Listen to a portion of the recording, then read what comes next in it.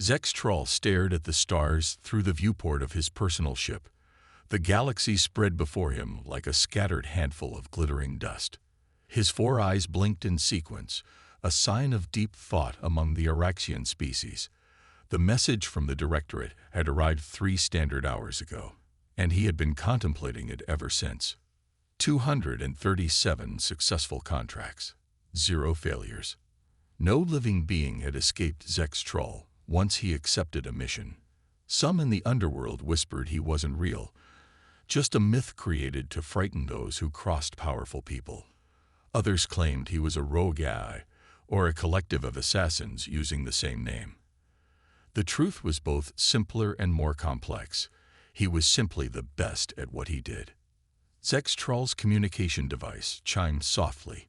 He tapped it with a slender gray finger, his pale skin reflecting the blue glow of the holographic display. The familiar symbol of the Directorate appeared, a spiral with 3 dots arranged in a triangle. "Your response is required," said a flat, artificial voice. The Directorate never used real beings for communications. Too risky. "I am still considering the offer," Zextrol replied. His voice was smooth and low, with a subtle harmonic undertone characteristic of Araxians. "The fee is acceptable. I require more information about the target."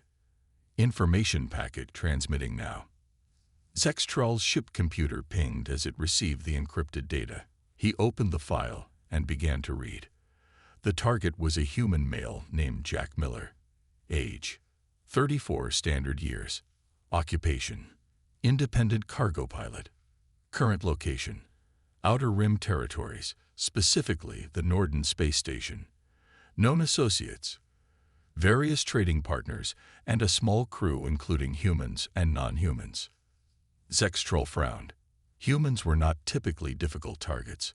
While physically resilient compared to some species, they lacked the natural defenses of many galactic races. No poison immunity like the Thresians, no exoskeletons like the Krith, no regenerative abilities like the Volari. Humans were soft, relatively slow, and their senses were dull compared to most spacefaring species. So why was the Directorate willing to pay his premium rate for such a simple target? He dug deeper into the file. Jack Miller had no political connections, no apparent wealth, and no special military training. He was just a cargo hauler who transported goods between the Outer Rim colonies and the more developed core systems. His ship, the Lucky Star, was an older model freighter with moderate modifications, but nothing exceptional. Zextrol expanded the biographical data. Miller was born on Earth, but left at age 22 to seek work in the colonies. He had no criminal record except for minor shipping violations, and one bar fight on Proxima Station that was dismissed as self-defense. "This target seems unremarkable," Zextrol said to the waiting communication line. "Why does the Directorate seek his elimination?" "That information is not relevant to contract completion," the artificial voice replied. "Will you accept or decline?" Zextrol hesitated. In 73 years as an assassin, he had never questioned a contract based on the target's profile.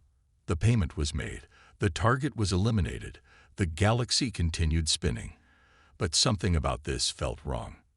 "I will accept," he finally said, "but I will conduct my own preliminary investigation before proceeding with termination.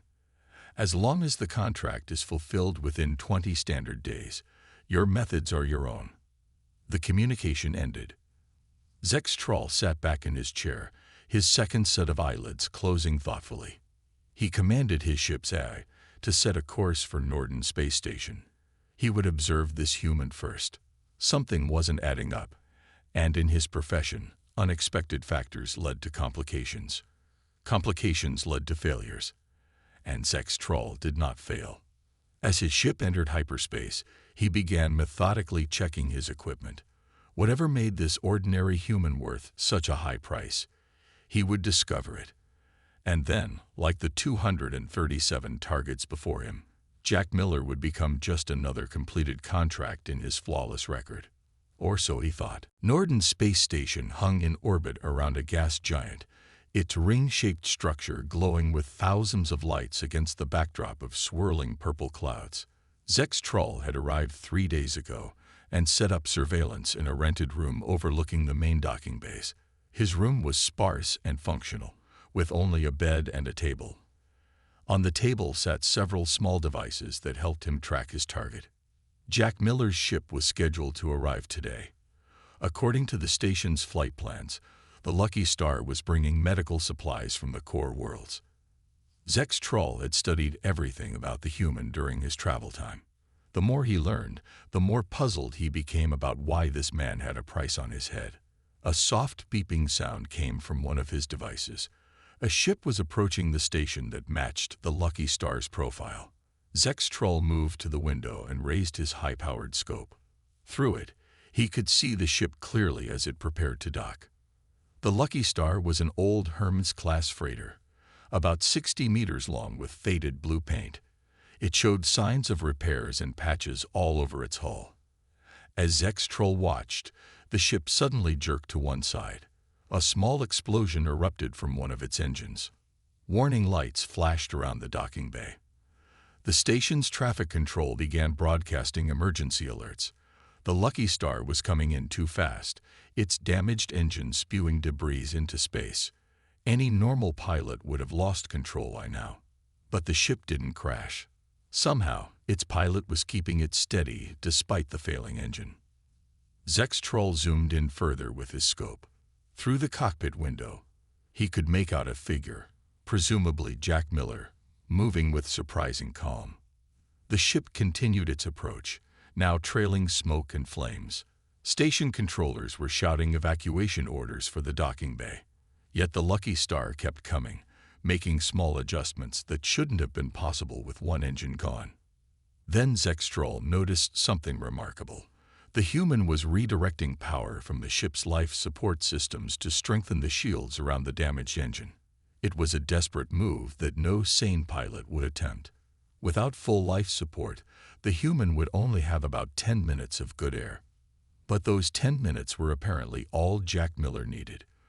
With a series of maneuvers that defied both physics and logic, he guided the wounded ship into the docking bay, touching down with surprising gentleness for a near wreck.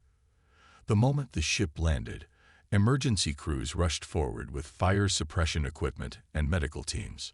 The ramp of the Lucky Star lowered, and a cloud of smoke poured out. Through it stepped a man of average height with short brown hair. He was coughing but moving quickly, helping a green-skinned Saurian crew member who seemed more shaken than the human. This was Jack Miller. He looked nothing like a person who should command such a high elimination fee. He wore simple clothes, brown pants, a worn jacket, and heavy boots. His face was unremarkable except for a small scar above his right eyebrow.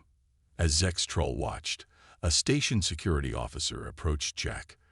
They spoke briefly, and the human smiled and shrugged as if nearly dying was no big deal. He pointed to the ship and appeared to be explaining the engine failure. His hands moved expressively as he talked. Zextrol was puzzled. The flight data from the approach showed that the Lucky Star should have crashed. The engine failure at that speed and angle would have sent most ships into an unrecoverable spin. Yet this human had not only prevented disaster, but had landed safely. When the station officer left, Jack turned back to his ship. Instead of seeking medical attention or rest, he immediately began examining the damaged engine alongside a maintenance robot. His movements were efficient and purposeful, showing no sign of the stress or shock that should follow such a near-death experience. Zextrol lowered his scope. This required closer investigation. No target in his long career had ever intrigued him like this human. What was it about Jack Miller that made him worth killing? And more importantly, how had he just done something that Zextrol, with all his Araxian reflexes and training, wasn't sure he could have done himself? For the next 2 days, Zextrol followed Jack Miller around Norden Station. The human spent most of his time fixing his ship with limited supplies and tools that weren't meant for such major repairs. He worked tirelessly, stopping only for short breaks to eat or drink something from the station's food vendors.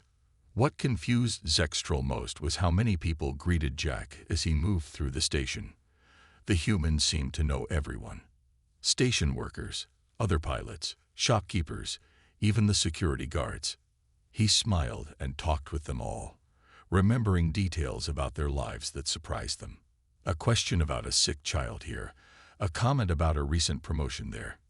Jack Miller somehow maintained hundreds of social connections across multiple species. While Jack worked on his ship during the second day, Zextrol broke into the station's central database. He wanted to learn more about his target's past. What he found made him blink all four eyes in rapid succession, a sign of extreme surprise in an Araxian. According to the records, Jack Miller should have died at least 7 times in the past 5 years. 3 years ago, Jack had been on Outpost 47 when a deadly virus broke out. The official report said everyone on the station died, except Jack and 2 others who had natural immunity. 6 months later, his ship had been attacked by Raxum pirates in the Vega sector. The pirates were known for leaving no survivors, yet Jack had somehow escaped in a life pod and made his way to safety. Most impressive was the Nix 7 incident. Jack's ship had crashed on Nix 7, a planet with highly acidic rain that could eat through standard spaceship hulls in hours. He had been stranded there for 3 months before a passing freighter picked up his distress signal. The survival rate for even a week on Nix 7 was calculated at less than 0.2%. Zextrol leaned back from the data terminal. Was this human secretly enhanced?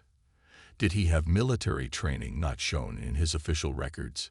Or was he simply the luckiest being in the galaxy? He decided to get closer, changing his appearance with a holographic disguise that made him look like a Centaurian trader. Zextrol entered the repair bay where Jack was working. "That's quite a job you're doing there," Zextrol said, mimicking the rough accent of Centauri. Jack slid out from under the engine he was repairing. His face and hands were covered in grease. "Yeah, she took a pretty bad hit when that micrometeor swarm hit us. Wasn't supposed to be any debris in that sector." He wiped his hands on an already dirty cloth.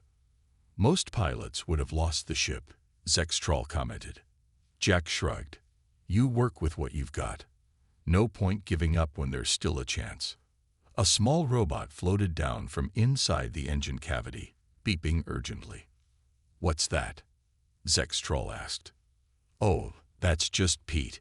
He's telling me the power coupling is still overheating." Jack looked at the robot fondly.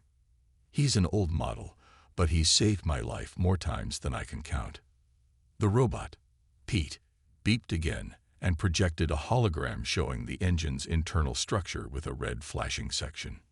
"See that?" Jack pointed to the red area. "That's where things get interesting. The cooling system is shot, but I think we can reroute the secondary life support cooling through there as a temporary fix." Zextrol knew enough about ship engineering to recognize that such a modification should not work. It violated at least 3 principles of standard engine design. "Won't that compromise your life support?" he asked. Jack grinned. "Only if we do it wrong." He picked up a tool and slid back under the engine. "Sometimes you have to break the rules a bit to stay alive." As Zextrol walked away, he felt something he had never experienced before in all his years as an assassin: doubt. This human didn't just survive against the odds. He seemed to thrive on making the impossible possible. For the first time, Zextrol wondered if completing this contract might be beyond even his abilities. Zextrol needed to understand humans better. Jack Miller was clearly not typical of his species, but perhaps humans in general had qualities that Zextrol had overlooked. He decided to visit a human colony before proceeding with his mission. The colony on Terrace Prime was only a short jump away. Zextrol arrived using a diplomatic cover identity he had established years ago for just such investigations. The colony was home to about 5,000 humans and various other species who lived and worked together. His first day there, Zextrol met Susan Porter, a human scientist studying alien biology. She was showing a group of visitors through the colony's research facility. Our team is working to understand how different species adapt to various environments. Susan explained to the group. Humans are actually quite interesting in this regard. We don't have the specialized adaptations that many species do, but we're remarkably good at creating tools and systems that let us thrive almost anywhere. Zex Troll joined the tour, asking questions that would help him understand humans better. Susan was happy to share her knowledge. Later that day, he met Susan's brother Frank, who worked in colony security. Frank was a large, strong human with a loud laugh who invited Zex Troll to join him for a meal at the colony's gathering hall. "So you're interested in how we humans operate, huh?" Frank asked between bites of food. "Not sure we're all that special, honestly. We just do what needs doing. Your species has spread throughout many star systems very quickly," Zex Troll observed. "That suggests something unique about humans." Frank shrugged. "We're curious, I guess, always wanting to see what's over the next hill. And we're stubborn. Tell a human something can't be done, and someone will try anyway just to prove you wrong." Their conversation was interrupted by a loud alarm. Frank jumped up immediately, touching the communication device on his wrist. "What's happening?" he asked someone on the other end. The colony was facing an emergency. A severe electrical storm was approaching, one that the weather control systems had failed to predict. These storms on Terrace Prime could destroy buildings and kill anyone caught outside. Zex Troll watched as the colony sprang into action. There was a plan for such emergencies, but what impressed him was how quickly humans changed those plans when problems arose. When the main power grid failed, Susan led a team that rewired systems in ways that violated standard engineering principles but somehow worked. They rerouted power from non-essential systems to keep the protective shields running. Frank organized defense teams when sensors detected predatory native animals being driven toward the colony by the storm. Instead of following standard security protocols, he created new teams mixing experienced guards with civilians who had useful skills. "You there, you were a hunter on Earth, right?" Frank called to an older man. "I need you to help predict where these creatures might try to enter the colony." Throughout the crisis, Zex Troll observed how the humans worked together without apparent hierarchy. Someone would suggest an idea, others would improve it, and they would implement it without wasting time on who deserved credit. They shared information freely and trusted each other to handle different aspects of the emergency. Most impressive was their ability to stay calm while improvising. When one plan failed, they immediately developed another without panic. They used humor in the face of danger, made quick decisions with limited information, and showed remarkable trust in each other's abilities. By the time the storm passed, Zex Troll had seen something he never expected. A species that seemed to become stronger when faced with crisis rather than merely surviving it. That night, as Zex Troll prepared to leave the colony, he received another message from the Directorate. "Time is passing. Contract completion expected within 10 standard days." Zex Troll sent a brief acknowledgement, but his mind was troubled. The more he learned about humans, the more he questioned whether eliminating Jack Miller was truly possible, or whether it should be done at all. Zex Troll returned to Norden Station with more questions than answers. Jack Miller had finished repairing his ship and was preparing to leave on a new delivery run. Time was running out for Zex Troll to complete his contract, but something still bothered him about this mission. Why did the Directorate want this particular human dead? The fee they offered suggested Jack was either very dangerous or knew something very important. After observing him for days, Zex Troll was certain Jack had no idea he was a target. Zex Troll decided to take a risk. He needed to speak directly with someone from the Directorate. He activated a special communication channel that he had used only twice before in his long career. "This is the Shadow," he said, using his professional name. "I require additional information to complete the contract efficiently." After a long pause, the screen flickered and showed a hooded figure. This was unusual. The Directorate typically used only voice or text communication. "Your questions are not welcome," said the figure, its voice distorted electronically. Complete the contract or forfeit your payment and reputation. I do not wish to forfeit anything, Zextrol replied calmly. But this target is unusual. I need to understand the true purpose of his elimination to ensure no complications arise. The figure was silent for a moment. Then it leaned forward, and Zextrol caught a glimpse of gray-blue skin beneath the hood. A Quilari. This was unexpected. The Quilari were a secretive species known for their mental abilities and ancient technology. They rarely dealt directly with other species. Very well, the Quilari said. I am Voskem. I will tell you what you need to know. The truth was more complex than Zextrol had imagined. Jack Miller had discovered an ancient artifact during a delivery to an abandoned mining colony. He thought it was just an interesting relic and kept it as a souvenir. But the artifact contained data about technology that could block the Quilari's mental powers. The human does not know what he possesses, Voskem explained. But that is not why we want him eliminated. Then why? Zextrol asked. Because he is human, Voskem said simply. Our studies show that humans represent a unique threat to galactic stability. Unlike other species who evolve along predictable paths, humans evolve in response to challenges. They become stronger rather than merely adapting. Zextrol thought about what he had seen on the human colony. That is not enough reason to eliminate an individual who has done nothing wrong. One human may seem harmless, Voskem said, but their species grows more dangerous with each generation. They learn from every challenge. They thrive on problems that would destroy other species. And they spread quickly, making connections across all known civilizations.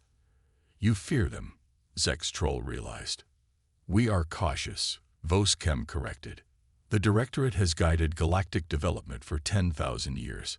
Humans are an anomaly we did not predict. Jack Miller is significant because our predictive models show he will be at the center of events that could limit our influence. So this is not about what he knows, but what he might do in the future. Precisely. Complete your contract. Shadow. Some threads must be cut before they unravel the entire tapestry. The communication ended, leaving Zextrol with much to consider. The Quilari wanted Jack Miller dead not because of any crime, but because of what his existence represented, the unpredictable nature of human development. As an Araxian, Zextrol understood the value of careful planning and predictability. His own species had evolved along a clear path of mental and physical enhancement. But now he wondered if the Quilari's fear of humans was justified, or if it was simply fear of something they could not control. He had 5 days left to complete his contract, and for the first time in his career, Zextrol was not sure what he would do. Zextrol was still deciding what to do about Jack Miller when events forced his hand. As he monitored the communications at Norden Station, he intercepted a coded message from the Directorate. They had grown impatient and sent another assassin, a brutal killer known as Creel. Unlike Zextrol, who prided himself on clean, efficient eliminations, Creel was known for excessive violence. The thought of Creel taking his contract bothered Zextrol in ways he didn't fully understand. Zextrol tracked Creel's movements through the station. The assassin was a Morden, a species with natural armor and enhanced strength. He would likely try to make Jack's death look like an accident or a robbery gone wrong. Jack was scheduled to leave Norden Station in 6 hours. He had taken on a new crew member, a human woman named Mary Winters who would serve as his co-pilot. Zextrol observed them loading supplies onto the Lucky Star, unaware of the danger approaching. Creel made his move when Jack and Mary were returning to their ship after picking up the last of their supplies. The Morden assassin had set up a perfect ambush in a quiet corridor that connected to the docking bay. He cut the lights and waited in the darkness, his body temperature naturally low enough to avoid thermal detection. Zextrol watched through his long-range scanner, curious to see how the humans would react.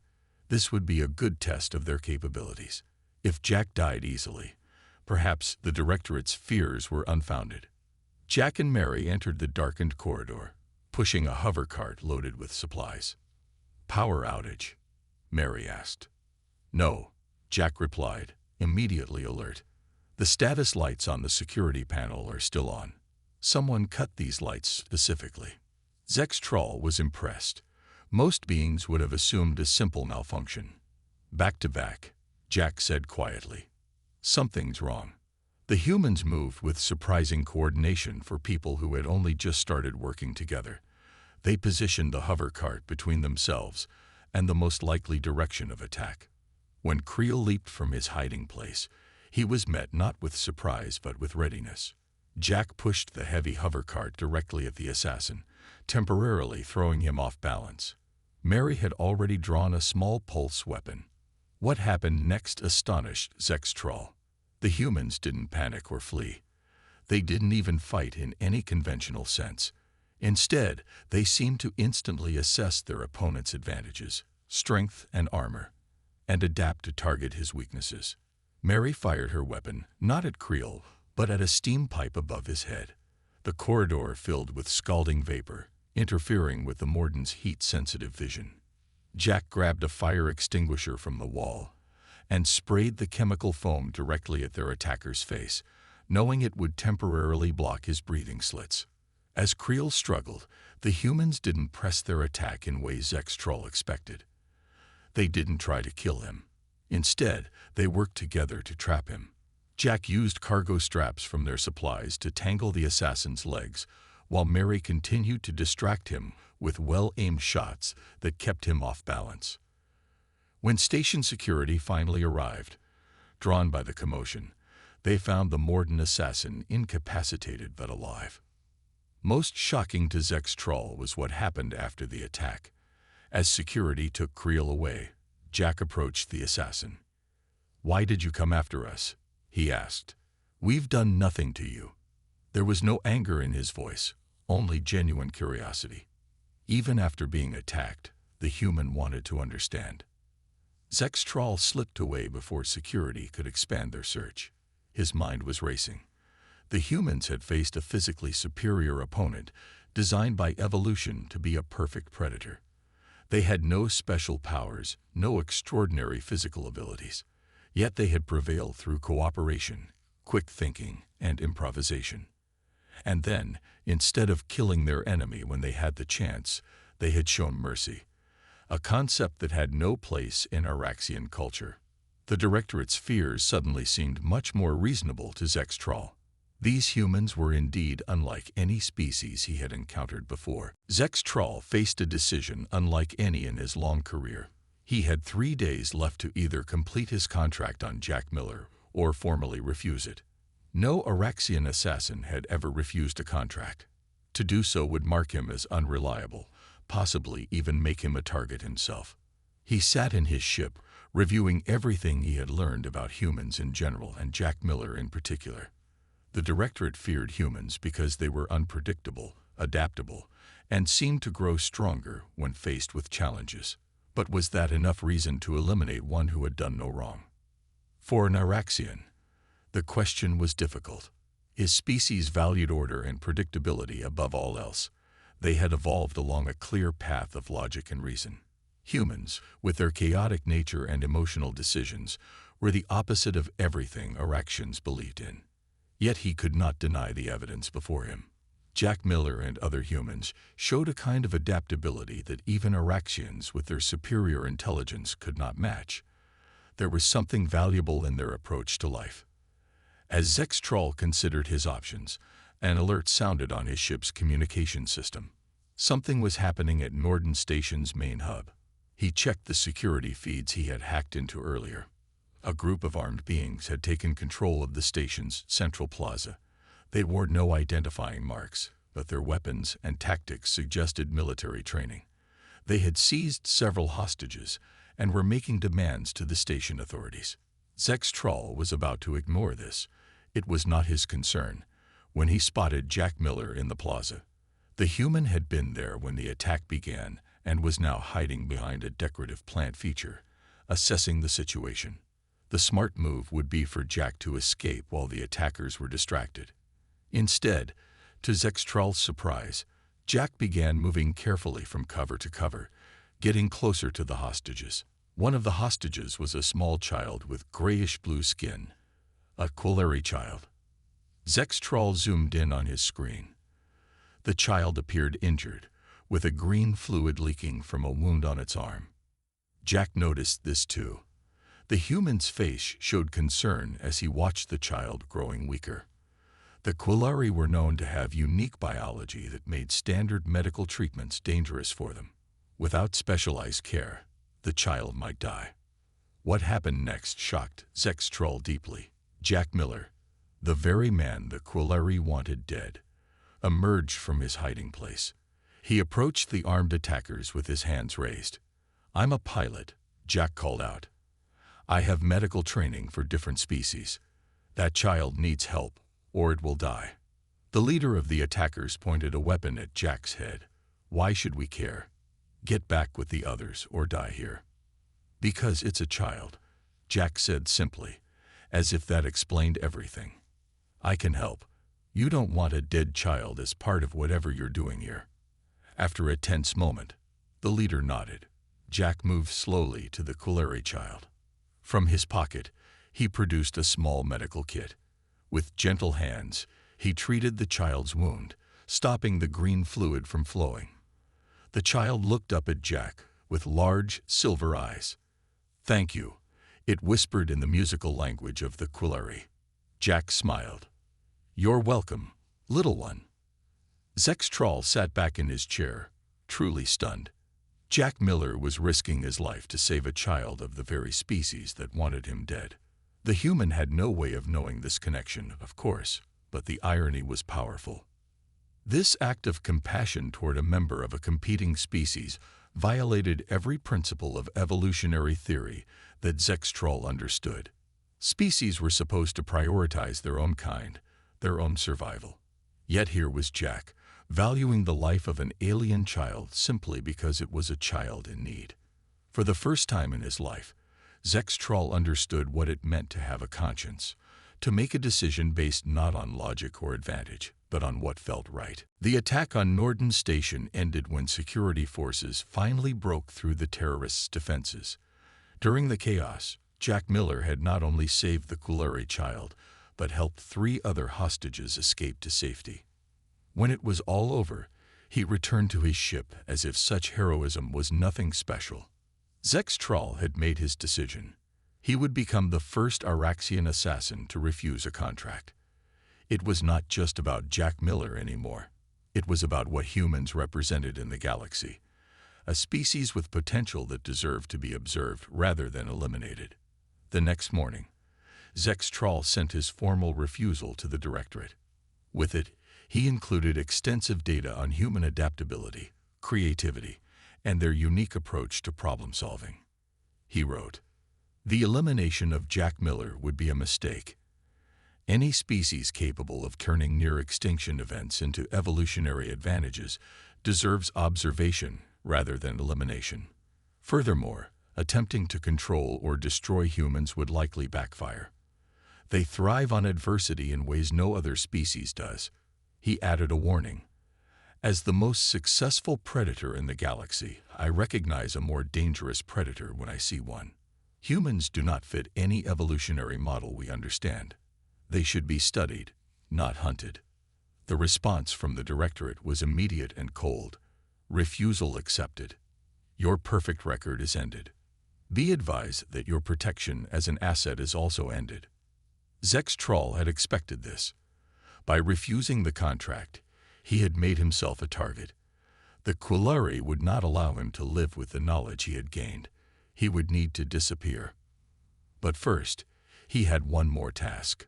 Jack Miller deserved to know that he was in danger.